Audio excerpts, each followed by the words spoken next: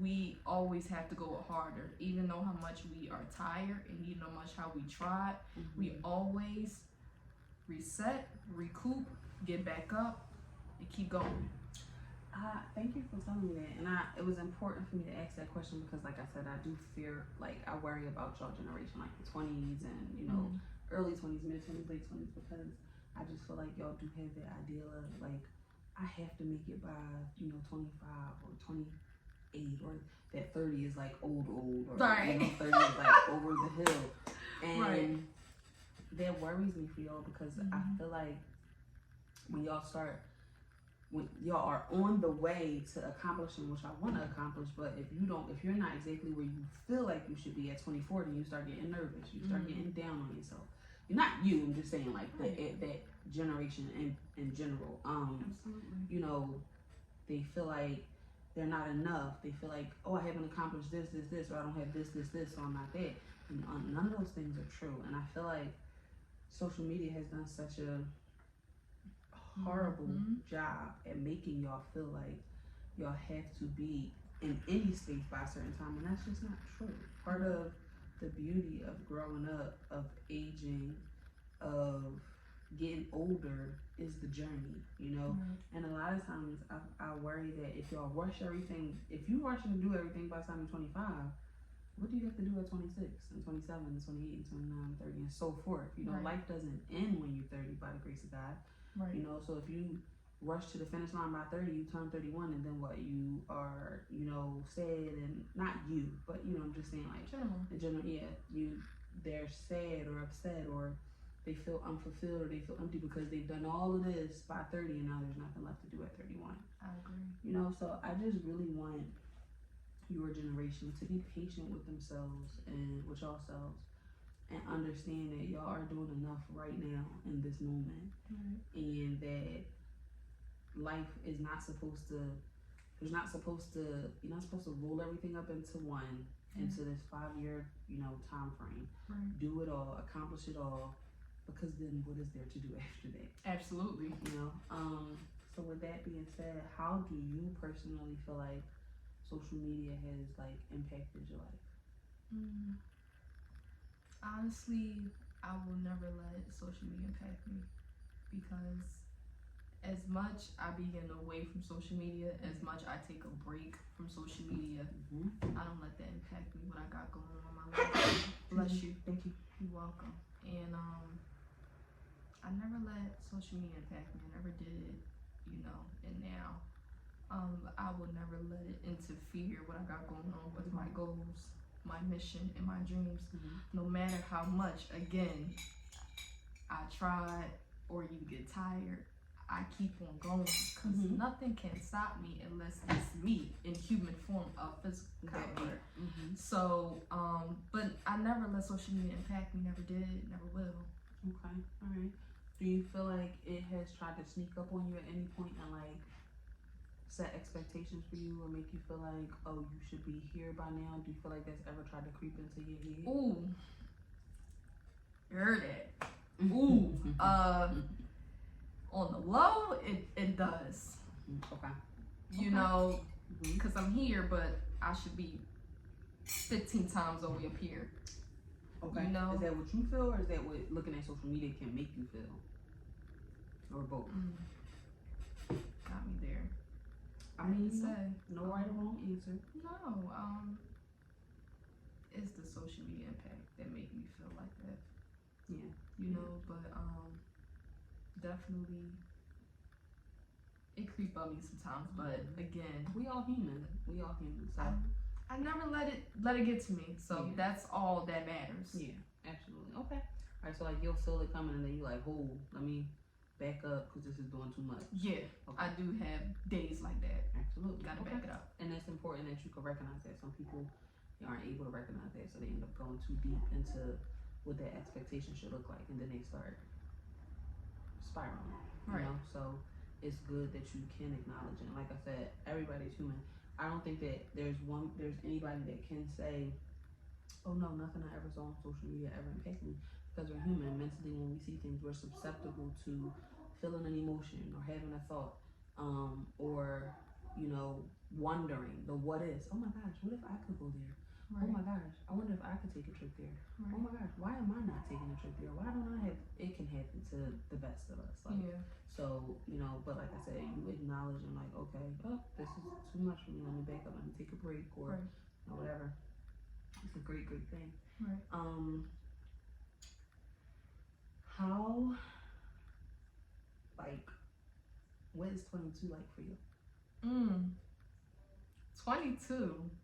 Mm-hmm. I'm gonna tell you why I asked this question. Yeah, come on, shoot. There's something about your 20s that starts to scare you. First it's fun. Right. First it's the ball. Right. And then you get scared. And I think that every 20-year-old, we have it at different different ages. You know, for some it might be 24, some is 26. Right. Some is, 23, 27, 28. Right. So I want to know where you are in your 20s. Are you at that fun stage, or are you at that excited stage, or are you at that, oh shit, I'm getting older? I'm at that oh shit, but I'm on my hustle shit. Okay. Like I can have fun, but right now in my 20s, I'm on my grind.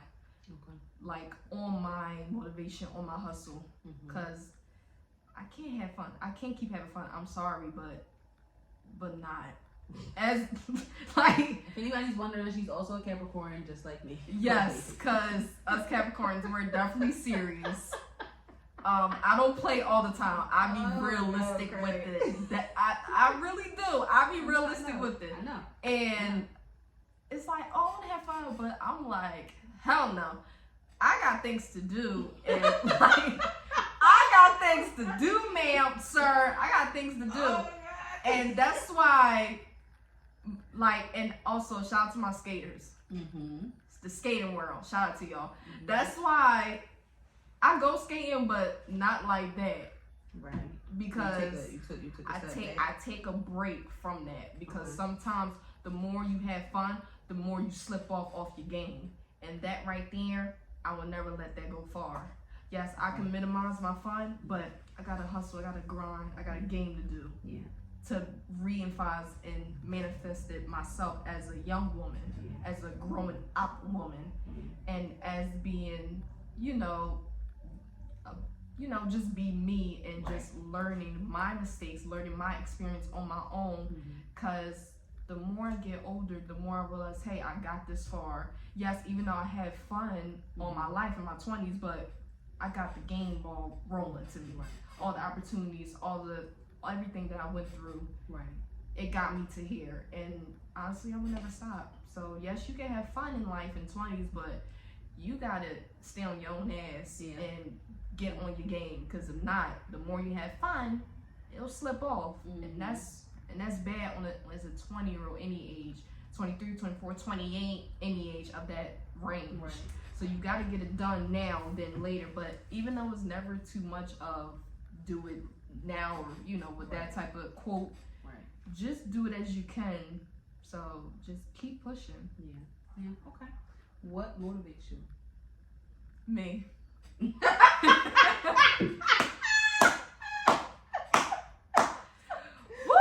You got it.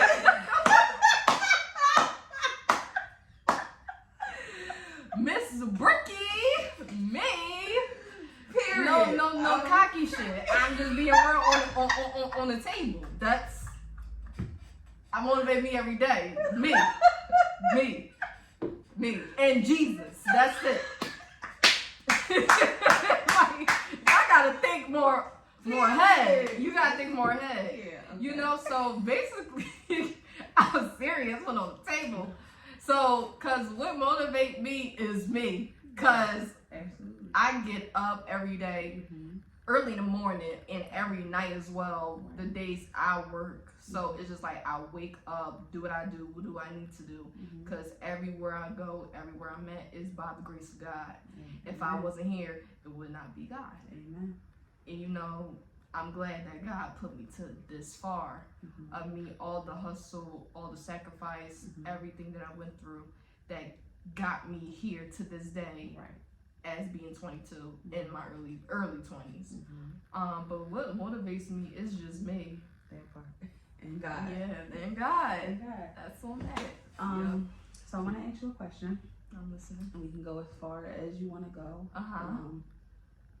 You have autism. Yes, I do. Okay. And you're 22 years old. Yes.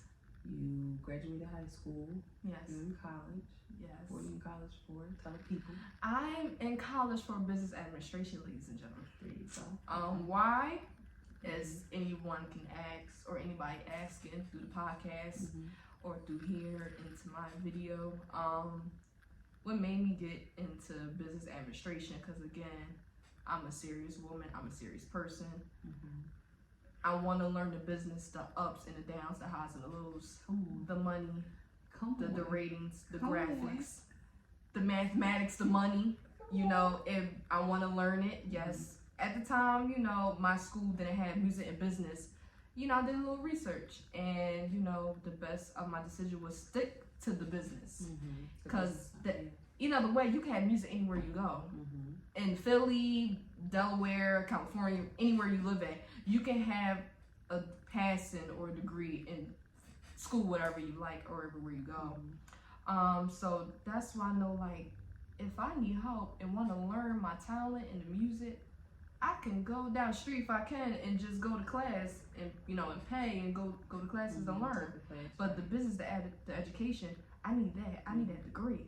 That's the most important. On top of that, because again, what happened and when I do get my own business, I already had that knowledge of what's going on.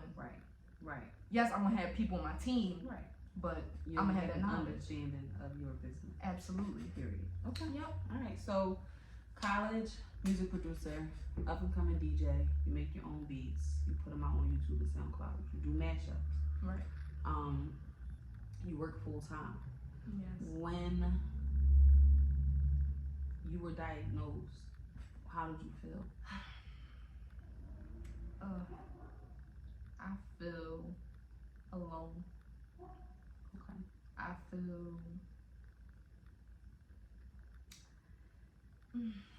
felt empty. Okay. I went through a lot. So it was, I was in high school when I diagnosed when I was 13 and a half. Right. In 2014, back in between the month of June and July. It was hard. And I have Asperger's. Anybody know or don't know what Asperger's? I might not have my explaining right. So if y'all have, we got technology, you guys. Look it up.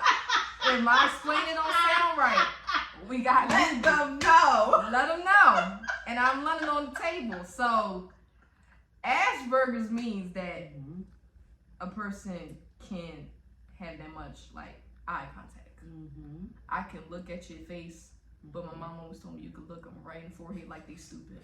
And really, if you that you would do that, you can look into, you can try to look at them, but look in their forehead. Right. Okay. Look right through. Right. And that's what I help do. you do it. Right. Yeah, and do it with communication. And one thing about me, I'm good with communicating, but I shut the hell down. Let me say, I want to pause you right there because you are great with communicating. You are great with communication. And you always have been. And you have always been very clear about what you have to say, what's on your mind, what's on your heart, who you are as a person. And I love that about you. Thank you, baby. And I'm so very proud of every part of you. I really am. Stop! I'm serious. I want you to continue with Asperger's, but continue breaking it down. But I just wanted to point that out because since you could talk, you've been very clear about who you are. And I love that about you. And I can only imagine, like you said, your fear and you're feeling empty. This is my first time hearing you tell me that. So they're hearing it for the first time, but me as your sister, I'm also hearing it for the first time.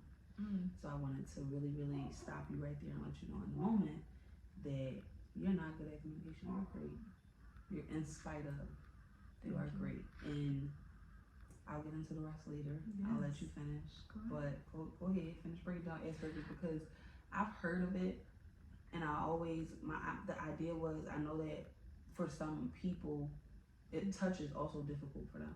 Right. Like they don't want to, everybody just can't walk up to them and like touch them randomly or, right. Strangers. So go ahead and finish breaking it down for me. Let me add that I don't want to be touched at all. Like I don't. Like even I don't know you. I don't want to be touched, and I don't like honestly. I'm not good. I'm not good with people. Like I get it. Yeah. I can like. Okay, let me break it down because everybody keeps saying that. Even people who know me out there saying, "Oh, you talking a lot." No, I don't. I really don't. Cause I only talk to you and rock with you and fuck with you if I know you, right? And I know you a genuine person, right? And I know you like be in your own world. You with the right crew, right people. I can fuck with that. But if I don't know you, I don't know you. I ain't gonna talk to you. Won't look at your way. You can give me a comment. Hey, thank you. You're nice. But what icky about it? If you keep saying it, like trying to compliment me, I'll be like to start a conversation or right. something. I shut that down because right. Again, I'm not a people person. It's just certain who I choose and who I might be wrong for this vocabulary, but I select because I'm very closed in within myself. I be in my own world, and I'm very anti-sociable. I have this the back of my hoodie. I mean that on my soul, you guys. And if you wear a hoodie like that in America, if you anti-social, you better put your foot down and knowing it and stand on it. Because people like, you anti-social, you be like, no, become the hell out. They're like, no, you not. Put a stamp on it. And for myself, I'm very anti-sociable. Right. I'm very and very selective who could be in the circle of my life. There's nothing wrong with it either. Definitely you not. Be selective. And people think, oh, Brooke, why you quiet? Why you stay quiet? One, I the fuck can. I want to be quiet. And two, I'm very like watch my surroundings and who you are and who that person is and where I'm at and where I'm around. I'm very, what's that word? Start with an O. Observant. Yes, thank you. I'm a very observant person that everybody notice. I can sit and look at you and but I can very observant who you are, what you're into, what type of group you are, but and also on top of that, I'm not that type of person who approach first. Okay. Unless you're very genuine. It sounds complicated. It sound maybe to y'all might be fucked up, but that's just who I am all my life. And I just stick to myself and by myself. And that's why I never had too many friends. And you know what? I'm cool with that. The end of the day. Amen. Because again, I'll put that out there. I'm very tight with my family. Tight. Not close. Not. No. We're very top of the T of the vocabulary. We're very tight. And I have one bestie. Shout out to Cammy. My girl. If you hearing this, I love you, girl. But and also definitely, but with her under it, definitely my sisters. I'm very damn tight with my sisters, all of them. So they are number one. Number one. I'm gonna put it real as it is. They're number one on my heart and my life. Then it's my best friend. But always the ones you're really tight with, always be family first. I'm a very family-oriented woman. I'm very bystand with family. And also, I love kids, even though they drive you crazy. But I love kids. Yeah. If I want to put this out there, I want to have kids of my own one day. Okay. And I want to get married at 30. Okay, can I just jump in right there? Yes, take the age off of it. Because what's going to happen is if you get to 30 and you're not married, you're going to feel like, oh my gosh, my life is not what it's supposed to be. And enjoy the journey. Put out there that you want to get married. Conversation a lot. Yes, we do. I got to work on that, not to put age in every time. Yes, and if you get to, it might happen at 28, it might happen at 32, it might happen at 34. Just take the age off of it because when it's supposed to happen, it's going to happen. So, just to jump back to that, when you have that age idea of it, when you have the idea of age on something, right, it puts limitations. then what happens is, let's say you are 29 and Right. you're with somebody, right? But you feel like this is not the person for you, right? You feel like it's good, but it's not great. Right. It's good, but I don't see this long term, right? Right. You start thinking, oh my God, but I'm supposed to be married, but by the time I'm 30. Right. So I have to do this, because if not, then, as opposed to, ooh, this is not the vision that I have for my love life. So even though I know I want to be married, this is not the person. So I'm a head out before I make a lifelong decision. There you go. That, you know, can fuck me over at some point. Right. So just take, you know, remember to take the age off of it. Take No, it'll come to you. So let's talk about that. Real quick. I want to get back to autism, and I want to get back to, I have like a few more questions. The reason I'm asking is because I feel like there are a lot of us who deal with things internally, and we go through so much by ourselves in our own head, thinking that it's just us, or you know, we actually feel lonely in those moments. When in actuality there are so many other people who can relate to parts of our journey, things that we've been through. So I like to give people insight. Whoever, you know, I always say, like, if this helps one person listens to the podcast and feels like they can take anything away from it, then we've done our job. Right. So we'll get back to that, but let's talk about it. Right. You want to have kids. Right. You want to be married. Yeah. What does that look like for you? It looked like a real dream, not like a fantasy dream, Right. like a real dream, because this is something I want as a young age into older of 10 or 15 years later. Not that long, no, like give it like 8 years. What, to be married, or 8 or 10 to like that. dating, or Or no, 8 or 10 years of what? Like, because the marriage should be forever, right? Right, but So, like getting to that okay, aspect Okay. From me then, okay, me now to them. to there. Okay, Yeah. all right, no, I just want, okay, all right. So you said it looks like a dream. Excuse me. Right. How many kids you want? 2. I definitely want 2. You want 2 kids? Yes. Okay. Marriage. What's your idea? What's your definition of marriage?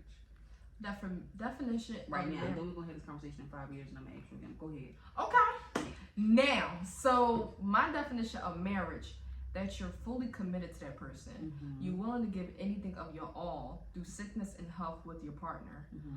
You always love, respect your partner. Through whatever of ups and downs. Definitely love their flaws. Definitely love their beauty, the inside and out. Stick by them. Also, definitely make your partner happy.